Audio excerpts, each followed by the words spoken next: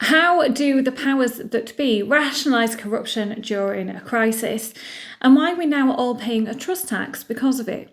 Well, between illegal VIP lanes and £10 billion worth of taxpayers' money wasted on unusable and overpriced PPE, who is to blame? Will we actually see any real justice? And crucially, why did all this happen in the first place?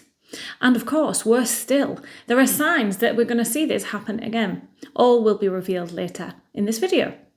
Well, it all started during a state of panic in the midst of the pandemic. But this wasn't just a series of unfortunate decisions, this was a predictable failure of institutional behaviour, starting with the Cabinet Office in 2020. Now, overseen by Michael Gove and Matt Hancock, there was a VIP lane created. So this was a high priority portal for PPE leads, with companies being recommended by MPs and peers. If you were fortunate enough to be in this VIP lane, you were reportedly 10 times more likely to win a contract, even if you had no experience at all supplying any high quality protective equipment. Take Ayanda Capital, for instance. They are a private equity firm, certainly not mask makers, but they had a government advisor on their side who likely suffered from the halo effect. So this is a cognitive bias. It's a shortcut of assuming that because these people were really good at private equity, they'd also be very good at medical manufacturing. So ultimately, they were awarded £252 million to supply masks. And the result, you ask? Well, millions were later deemed unusable in the NHS due to design issues, resulting in a huge amount of wasted masks and wasted money. It also didn't matter if you were just a brand new company, like some of the biggest names in what the media later called Chumocracy. It was a classic case of social proximity bias. The officials trusted these people because they were one of them, a psychological shortcut that bypassed the proper due diligence and had disastrous results. Tell me in the comment if you think this kind of crisis profiteering should carry a harsher sentence than standard fraud would. Now, of course, we've got to talk about Michelle Mone. So this high-profile businesswoman and a Conservative peer too became a central figure using her political access to lobby ministers, and in 2020 she contacted Michael Gove with an offer. Her linked firm PPE Medpro was soon awarded £203 million worth of contracts, and for 2 years she publicly stated she had no connection to the company. Even her lawyers repeated it too. But by late 2023, it emerged that she and her husband, Doug Barrowman, were very much indeed involved. She later acknowledged that she did indeed stand to benefit, famously stating, "That's not a crime." And benefit they did. Reportedly, the Offshore trust linked to her husband in the Isle of Man made around £60 million from the deal, with £29 million of that being transferred into a trust benefiting Mone and her children.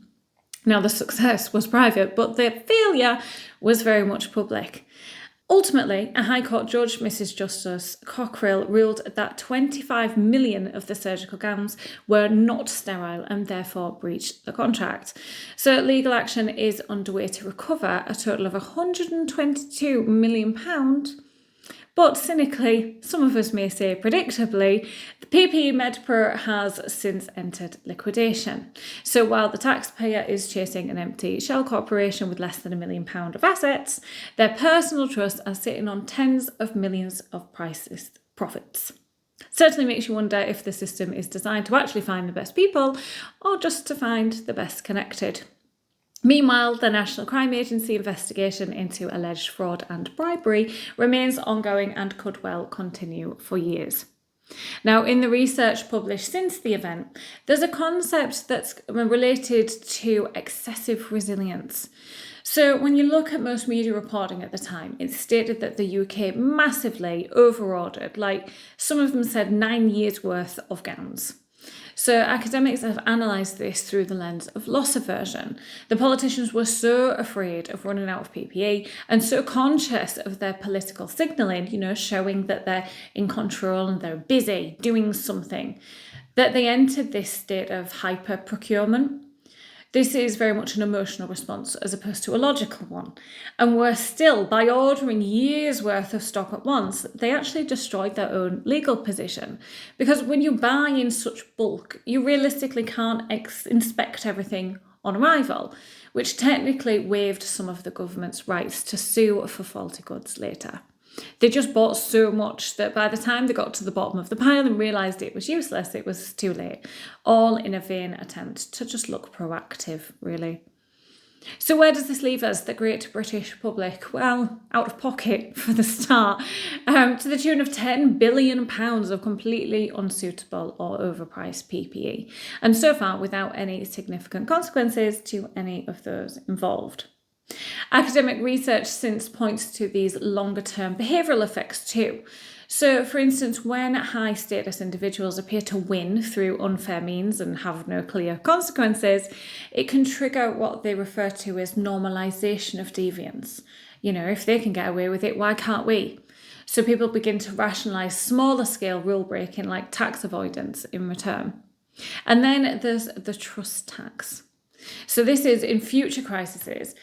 You're going to find the government is going to spend more on oversight and enforcement and verification.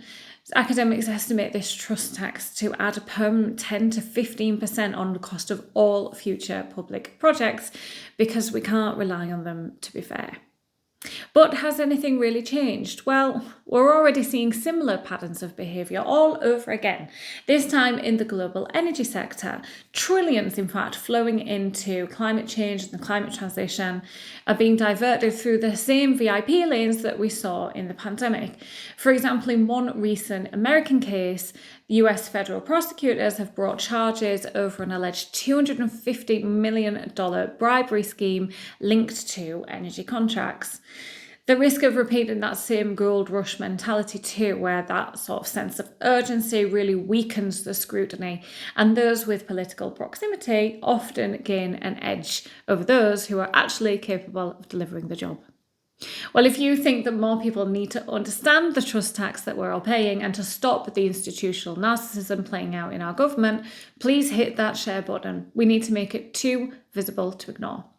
And please don't forget to subscribe for more money crimes and human minds.